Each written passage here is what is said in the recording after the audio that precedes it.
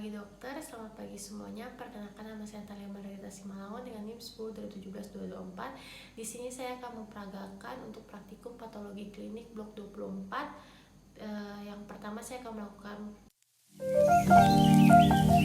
vena. Di sini kita akan menyiapkan alat kita terlebih dahulu. Di sini ada tourniquet, kemudian ada jarum suntik steril, kita memakai spuit 5 cc, kemudian kapas kering, alkohol swab 70%, masker, handscoon, kemudian hand sanitizer, dan yang terakhir ada EDTA atau botol penampung. Baik, sebelum melakukan pemeriksaan sebaiknya kita mencuci tangan terlebih dahulu.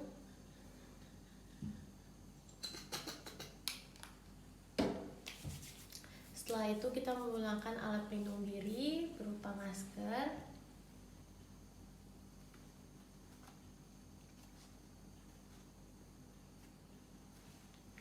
dan handscoon.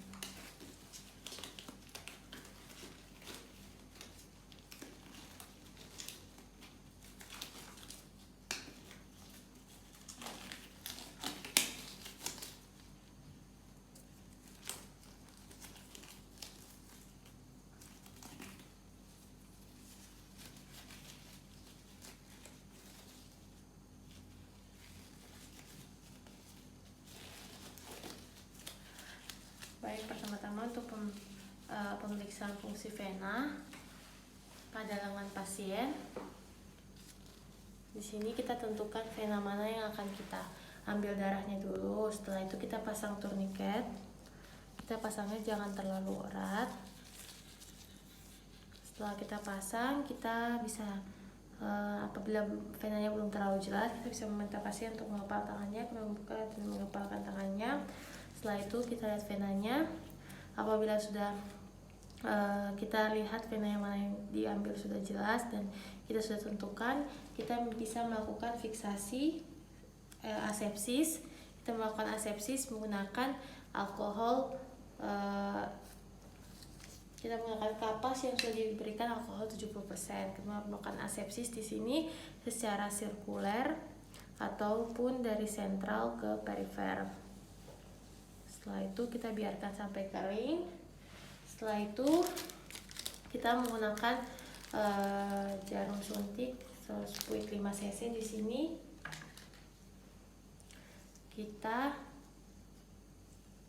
Di sini kita tusuk di bagian vena yang sudah kita tentukan tadi. Kita pegang dulu biar venanya tidak berpindah-pindah. Kemudian kita menusuk menggunakan tangan sebelah kanan. Menggunakan tangan sebelah kanan kita tusuk.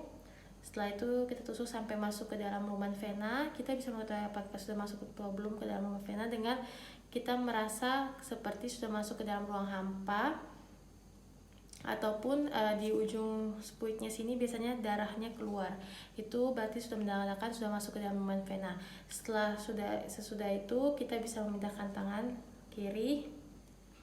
Kita megang menggunakan tangan kiri, kemudian kita melonggarkan tourniquet atau membukanya, kemudian kita gunakan tangan sebelah kanan untuk menarik secara perlahan. Di sini jari kedua kita tahan, kemudian jari pertama, ketiga, keempat kita menariknya, menarik sampai jumlah darah yang dibutuhkan untuk pemeriksaan. Sini kita membutuhkan 5 cc darah.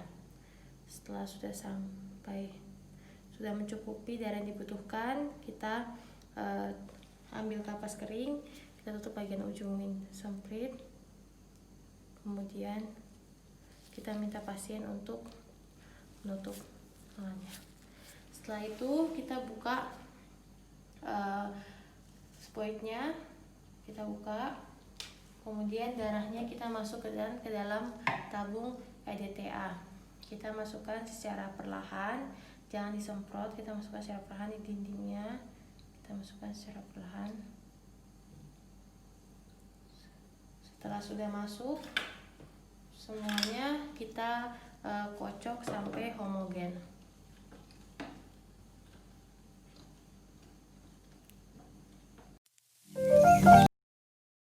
Baik, selamat pagi. Di sini saya akan memperagakan untuk cara pemeriksaan masa perdarahan dengan cara IV dan DUK. Di sini untuk pertama-tama kita bisa mempersiapkan alatnya terlebih dahulu.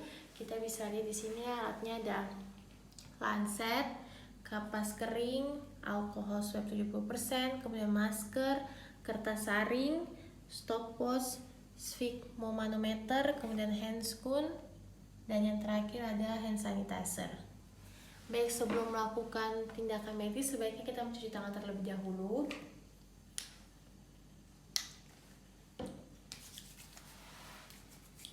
Baik, setelah itu kita menggunakan alat pelindung diri berupa pertama ada masker dan handscoon.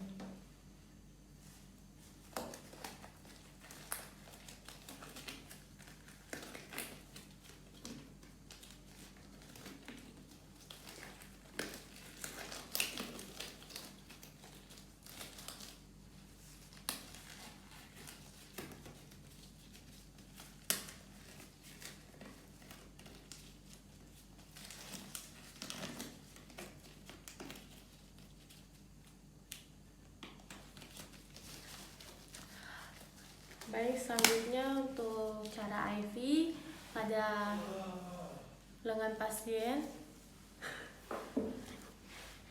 kita lakukan pembendungan darah menggunakan sphygmomanometer pada lengan atas pasien.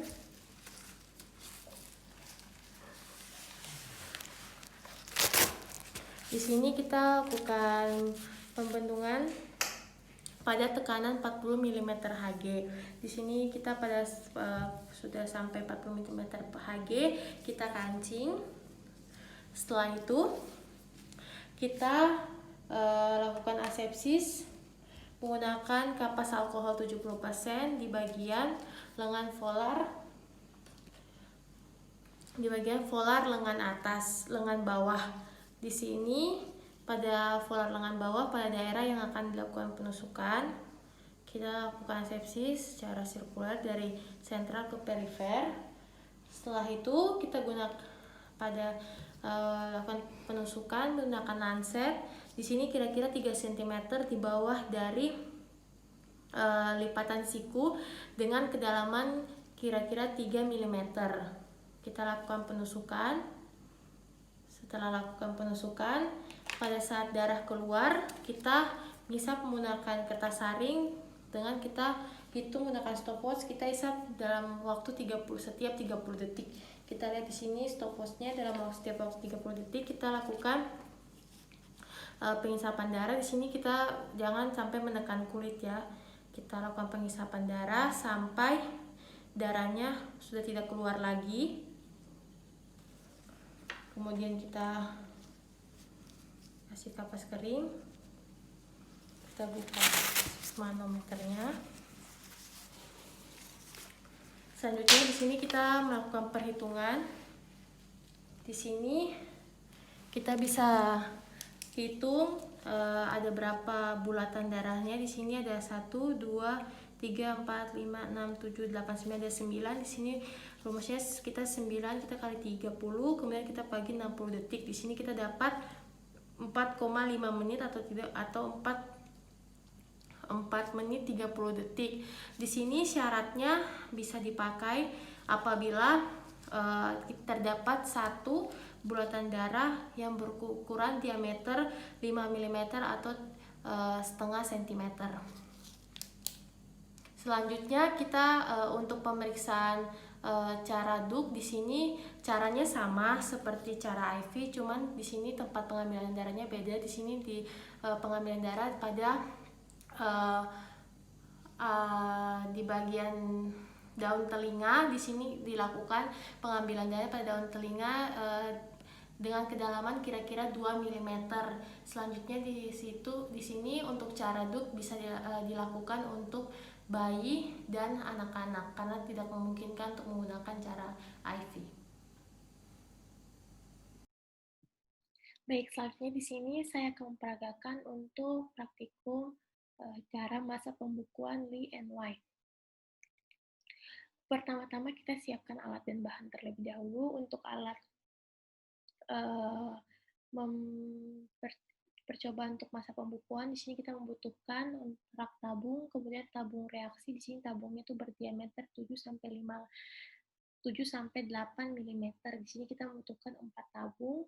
Setelah itu kita membutuhkan stopwatch. Kemudian selanjutnya kita membutuhkan juga alat-alat untuk melakukan fungsi vena, seperti kita butuhkan tourniquet, kemudian kita butuhkan kapas, semprit, dan alkohol. Nah, selanjutnya pertama-tama kita lakukan fungsi vena dulu untuk memperoleh darah yang akan kita lakukan pemeriksaan masa bekuan. Di sini kita lakukan fungsi vena. Setelah kita melakukan fungsi vena, saat jarum pertama kali masuk dan kemudian darah pertama kali keluar di ujung semprit, kita langsung nyalakan stopwatch. Nah, kita tetap nyalakan stopwatch-nya, kita nyalakan, kita ambil darahnya. Setelah pengambilan selesai, kita cabut darah yang kita sudah peroleh. Kita mengambil di sini darahnya tuh 5 ml. Nah, setelah darah 5 ml yang sudah kita peroleh, kita masukkan ke setiap tabung. Setiap tabung kita masukkan secara perlahan 1 mm. Jadi setiap tabung kita berisi 1 mm. Kita ada 4 tabung. Setelah itu, setelah semua tabung sudah terisi dengan darah, selanjutnya kita lakukan untuk mengetes masa pembekuannya. Nah, misalnya setelah selesai kita melakukan fungsi vena, semua sudah selesai, saat darahnya sudah dimasukkan ke setiap tabung, dia sudah, misalnya di sini stopwatch-nya sudah berjalan, sudah di menit ke 4 menit 30 detik. Nah, berarti di tabung pertama kita lakukan percobaan, kita coba untuk masa pembekuannya itu setiap 30 detik, kita coba miringkan, seperti di gambar seperti ini, kita coba miringkan setiap 30 detik. Misalnya di 4 menit 30 detik setelah selesai semua kita isinya, kita mencoba lakukan percobaan, berarti di menit ke 5 menit kita lakukan, kita miringkan tabung pertama. Apabila belum membeku, kita tunggu 30 detik lagi. Setelah 5 menit 30 detik, berarti kita lakukan lagi percobaan, kita miringkan lagi. Apabila sudah membeku, berarti kita catat hasilnya. Tabung pertama, hasil pembekuannya di 5 menit 30 detik. Selanjutnya kita coba di tabung kedua. Tabung kedua kita tunggu 30 detik, di menit ke-6 kita lakukan percobaan, kita miringkan. Setelah itu, apabila belum membeku lagi, kita coba lagi 30 detik kemudian. Selanjutnya itu untuk tabung ketiga, keempat juga seperti itu. Nah, setiap hasilnya kita catat di menit keberapa mengalami pembekuannya. Setelah itu, untuk hasilnya itu kita tambahkan jumlah dari tabung kedua, ketiga, keempat, kita jumlahkan semua.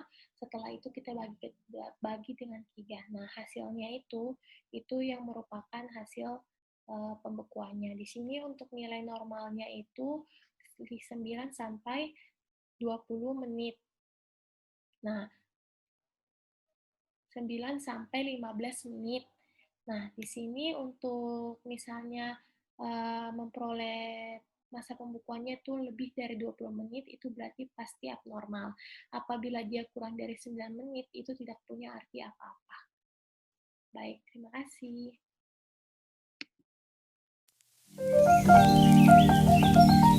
Selamat pagi, di sini saya akan memperagakan untuk pemeriksaan masa pembendungan atau rempelit. Di sini pertama-tama kita siapkan alatnya terlebih dahulu.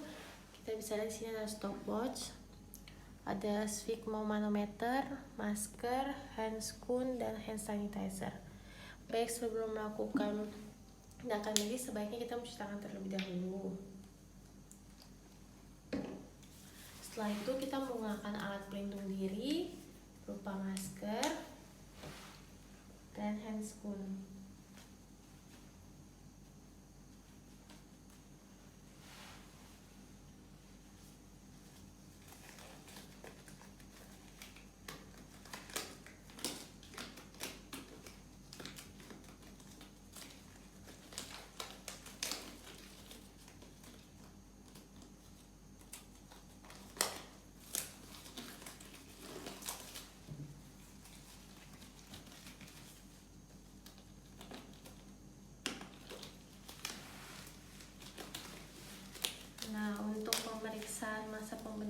sini kita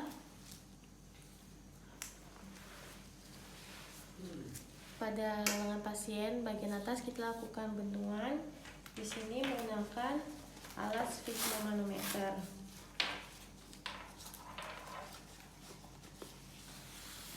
Nah, setelah kita lakukan pembendungan di tekanan sistol 100 mm Hg. Misalnya apabila tekanan darah pasien sistolnya di bawah 100 mm Hg, kita bisa lakukan pembendungan pada tekanan kita tambah tekanan sistolnya ditambah dengan tekanan diastol, kemudian kita bagi 2. Nah, hasil rata-ratanya itu kita akan lakukan pembendungan tekanan pada hasil rata-ratanya. Nah, kita lakukan pembendungannya pada tekanannya, kemudian setelah itu kita kancing dan kita kasih waktu di sini.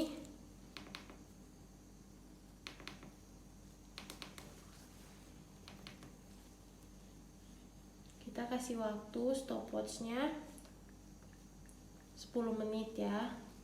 Di sini kita kasih waktu 10 menit. Nah, di sini apabila sebelumnya kita sudah lakukan pemeriksaan masa pendarahan cara IV, kita bisa lakukan masa pembendungan ini dalam waktu 5 menit saja. Apabila kalau sebelumnya tidak lakukan pemeriksaan, kita lakukan dalam 10 menit. Nah, kita sampai menunggu sampai 10 menit itu butuh waktu yang lumayan lama. Jadi apabila biasanya pasien akan mengalami tangannya mengalami berwarna biru. Nah, itu kita bisa edukasi pasien kalau itu tidak apa-apa, dan kita bisa mengajak pasien berbicara agar pasien tidak fokus pada tangannya. Setelah itu kita tunggu sampai 10 menit waktunya.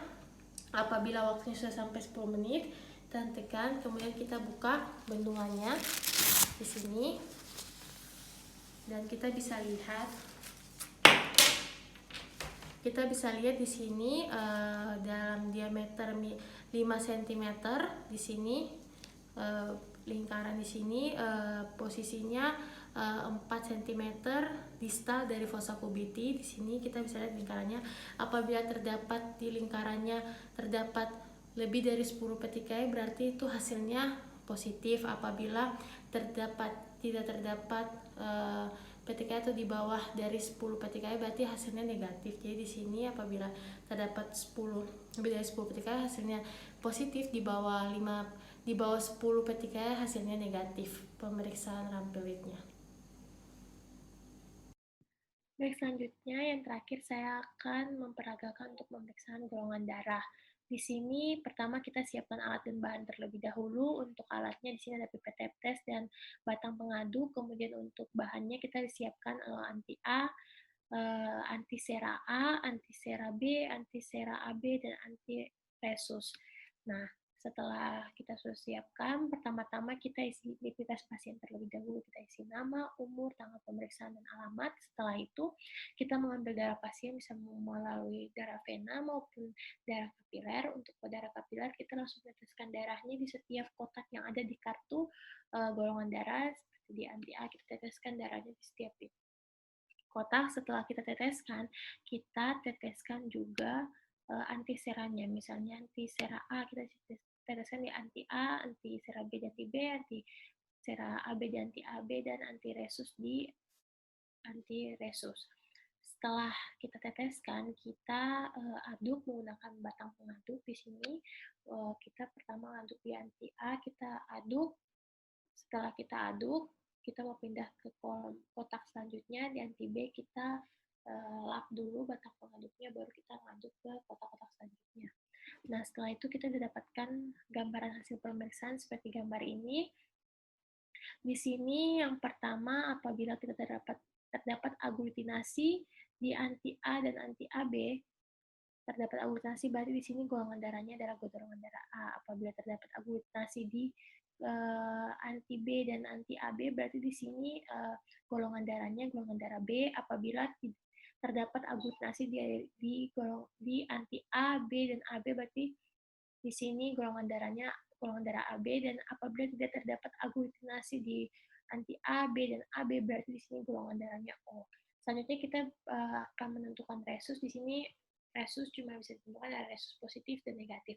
Untuk resus positif berarti terdapat aglutinasi, dan apabila resusnya negatif berarti tidak terdapat aglutinasi. Nah, ini kita bisa contoh dari hasil kartu golongan darah. Di sini kita bisa lihat di sini di anti A-nya terdapat aglutinasi, kemudian anti B-nya juga terdapat aglutinasi. Berarti di sini golongan darah pasien adalah golongan darah A. Dan di sini untuk resusnya kita bisa di sini anti resusnya terdapat aglutinasi, berarti resusnya di sini resus positif. Baik, terima kasih untuk praktikum patologi klinik yang ketiga sudah selesai. Terima kasih. Mohon maaf apabila ada kesalahan dan kesalahan kata. Baik, di sini untuk peragaan praktikum patologi klinik blok 24 telah selesai semua pada hari pertama, kedua, dan ketiga. Saya ucapkan terima kasih. Mohon maaf apabila ada kesalahan ataupun kesalahan kata yang saya lakukan di dalam video ini. Terima kasih. Selamat menonton. Selamat pagi.